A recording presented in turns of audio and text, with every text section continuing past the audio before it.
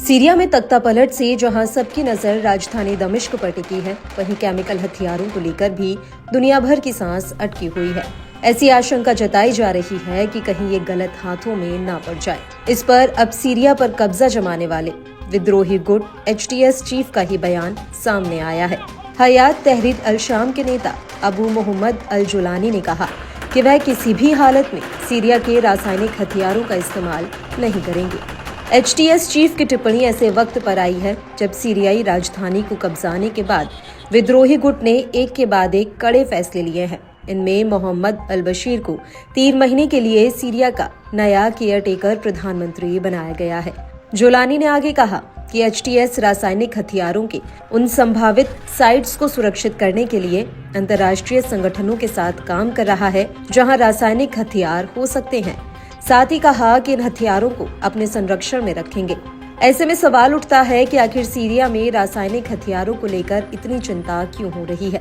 तो बताते चले कि रासायनिक हथियारों को बनाए जाने का दौर साल 1980 के दशक से शुरू हुआ था। ये ऐसा समय था जब माना जाता था कि सीरिया के पास अमेरिका और रूस के बाद दुनिया का तीसरा सबसे बड़ा रासायनिक हथियारों का भंडार है। गौरतलब है कि सीरिया में करीब 1.5 साल तक चले गृह युद्ध के दौरान बशर अल असद पर रासायनिक हथियारों के इस्तेमाल करने का आरोप लगता रहा है।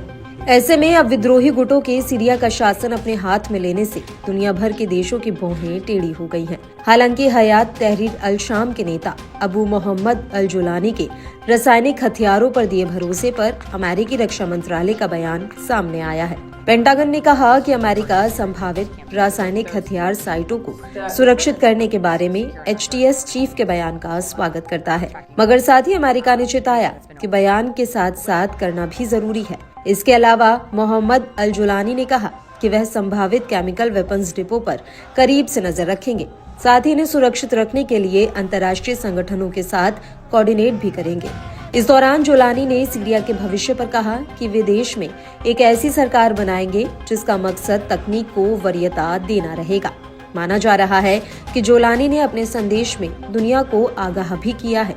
मालूम हो कि असद सरकार के तख्तापलट के बाद अमेरिकी खुफिया एजेंसियां सीरिया के संभावित रासायनिक हथियार स्थलों पर नजर रख रही हैं। दावा है कि विद्रोही गुटों के लिए इन हथियारों का इस्तेमाल आसान नहीं होगा। बताया जाता है कि इन हथियारों को ऑपरेट करने के लिए तकनीकी जानकारी और विशेषज्ञता की जरूरत होती है। ऐसे में माना जा रहा है कि HTS चीफ ने इशारों में टेक्नोलॉजी फ्रेंडली सीरिया बनाने की बात कर रासायनिक हथियारों पर भी महारत हासिल करने की चेतावनी दे डाली है। ऐसे में ये देखना काफी अहम रहेगा कि आने वाले दिनों में HTS सीरिया को कैसे आगे बढ़ाता है, साथ ही सीरिया के बाकी इलाकों में विद्रोहियों के साथ कैसा रवैया रहता है। साथ ही रासायनिक हथियारों को लेकर मची खींचतान में ये सवाल भी अभी जस का तस बना हुआ है कि इन हथियारों का भविष्य क्या होगा और क्या इन्हें सुरक्षित रखा जा सकेगा।